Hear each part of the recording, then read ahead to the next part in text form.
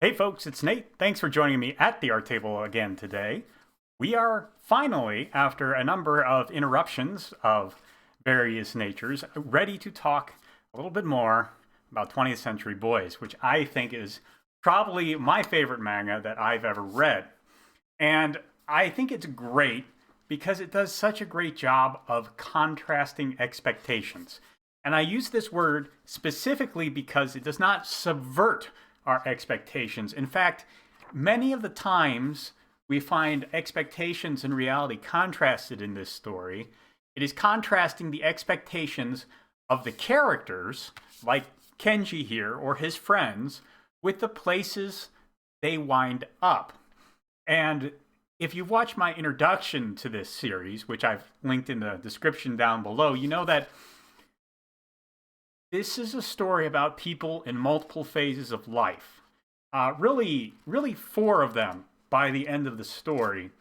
And it examines them in a way that is extremely heartfelt and extremely authentic, and yet fantastic at the same time. And I don't mean that it is of high quality or extremely enjoyable, although it is both those things, but I say fantastic in the sense that it is a fantasy in many ways. It is about men who must come together to save the world from forces of evil.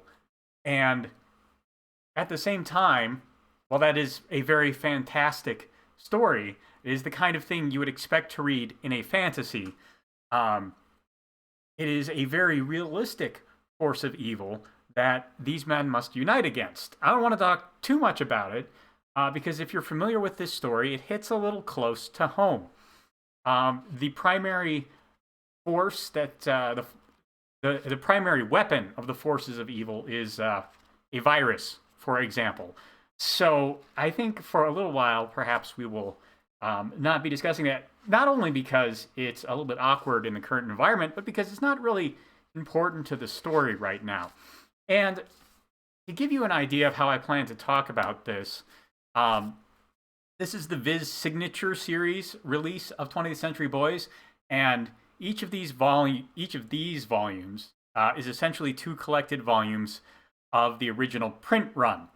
And the original printings were how authors in Japan are generally encouraged to think of their stories.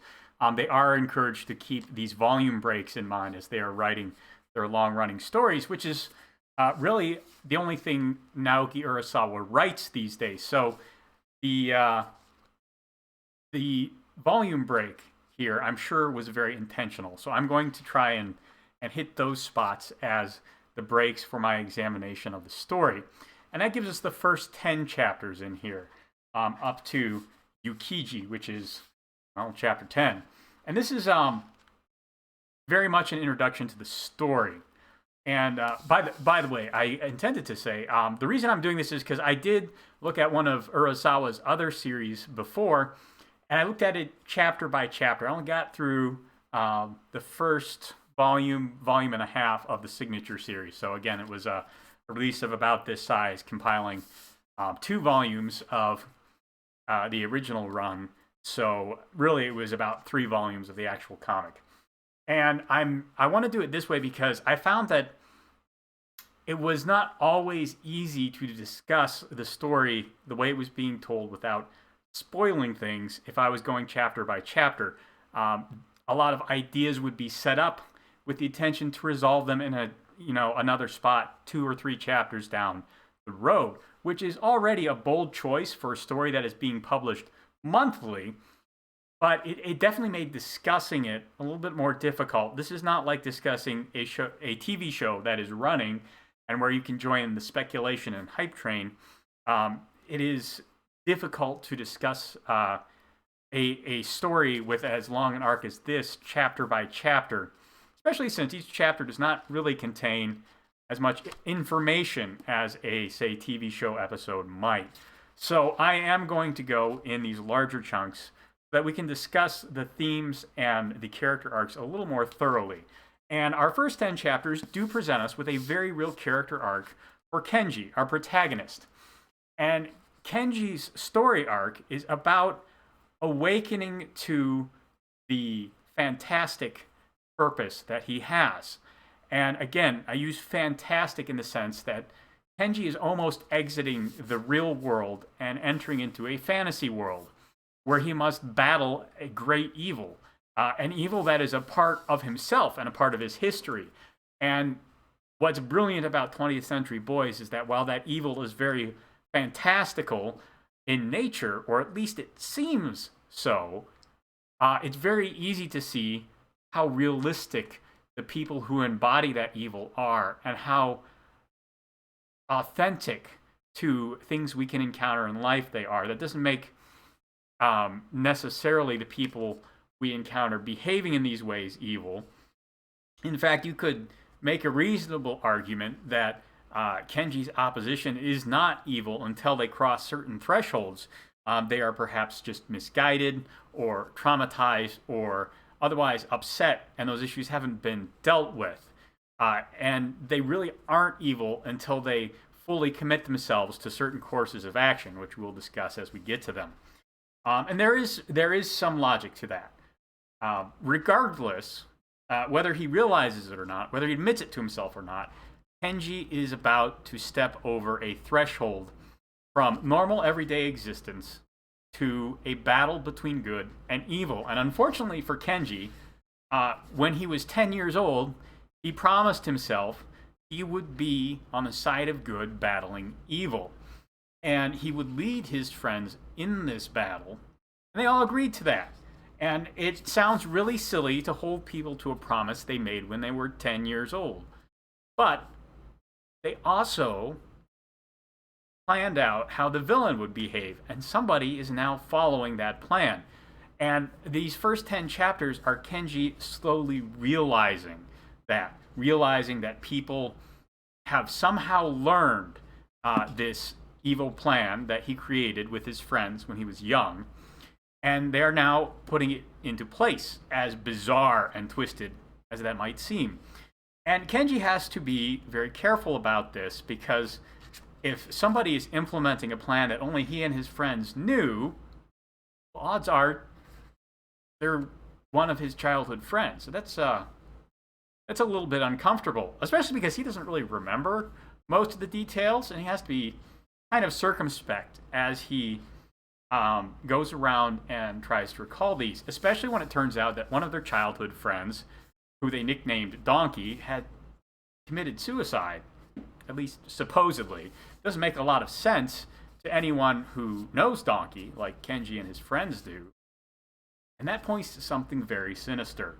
And it's this battle in Kenji, and mostly in Kenji, to reconcile himself to the notion that he is actually looking at a slowly unfolding evil plot, a conspiracy, if you will, that really drives the conflict for the first volume of the story.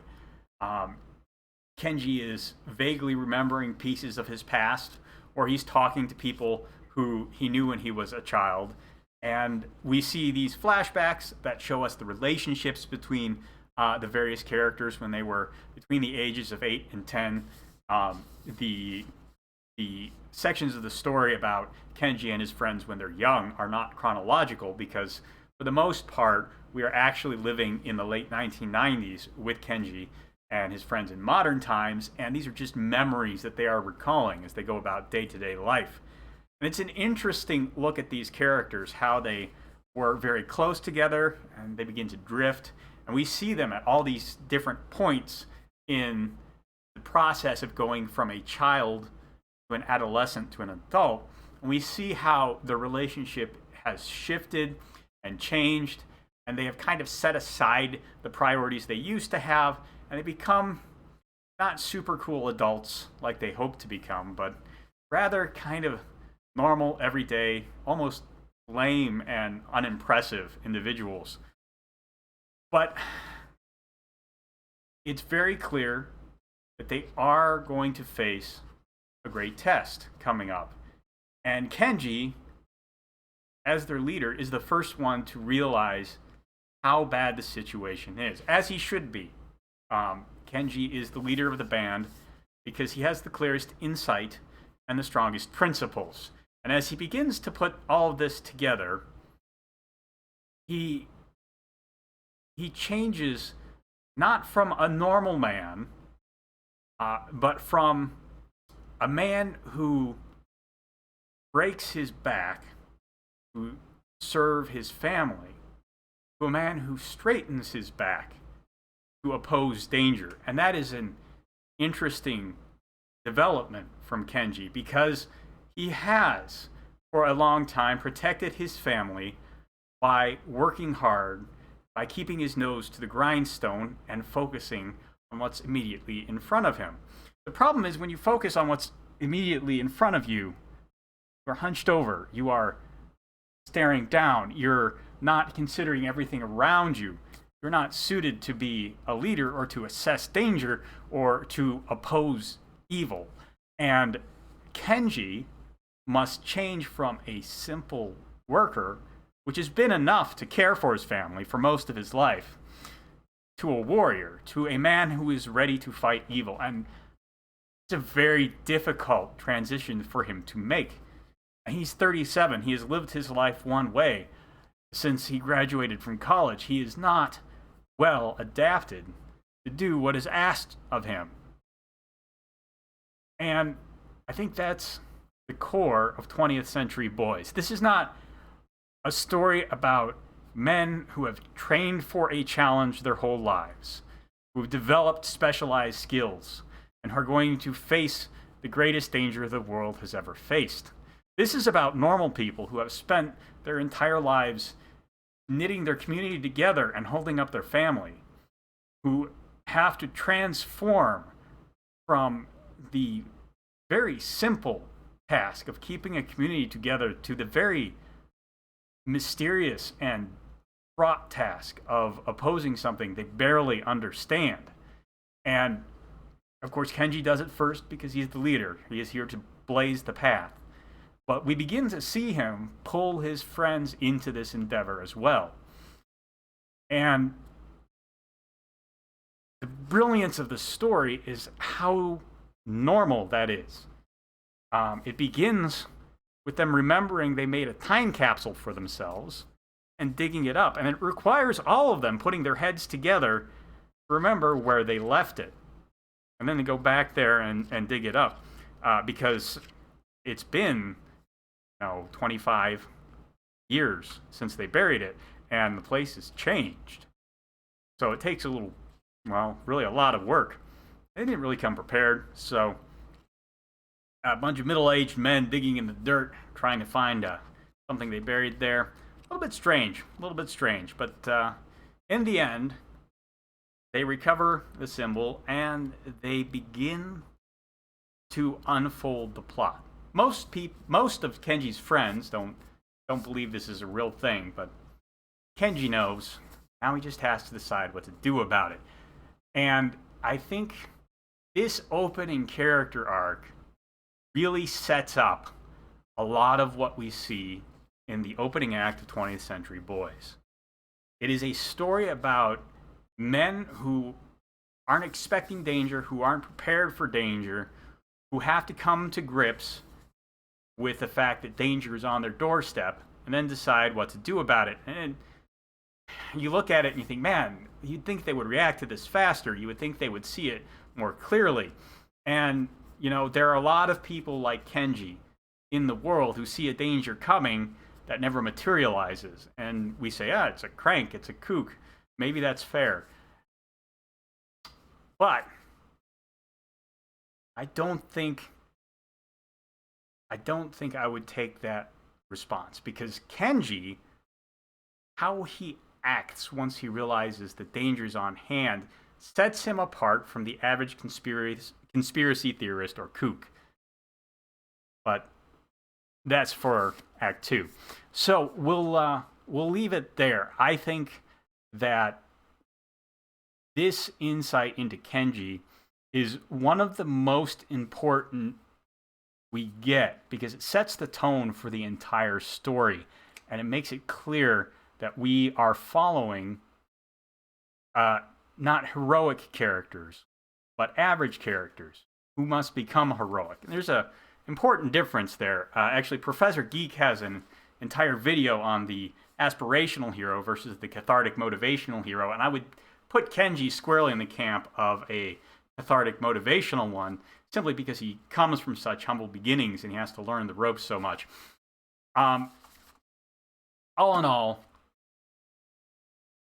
the beginning of this story, I think, is one of its strongest points. I think the first 4 volumes, so the first 2 of the Perfect Collection, some of my favorite manga in existence. Also, probably the middle section is really great. I'll be sure to point that out when we get to it. Anyways, we'll talk about part 2, or chapters 11 through, what is the last chapter in here? 21? Yes, 21. 11 through 21 in the next video, sometime at the end of February, because I wanted to do this video at the end of January, but I got set back, so here we are.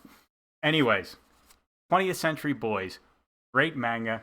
I encourage you to read it if you haven't, and if you want to read the second part before you watch the video where I discuss it, you know what chapters to read now. Anyway, that's all I got for you today.